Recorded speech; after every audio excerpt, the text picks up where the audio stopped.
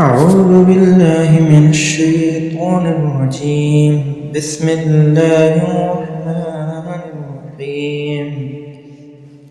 ألهاكم التكاثر حتى زرتم المكابر كلا سوف تعلمون ثم كلا سوف تعلمون كلا لو تعلمون علم اليقين لترون الجحيم ثم لترونها عين اليقين ثم لتسألن يومئذ عن النعيم.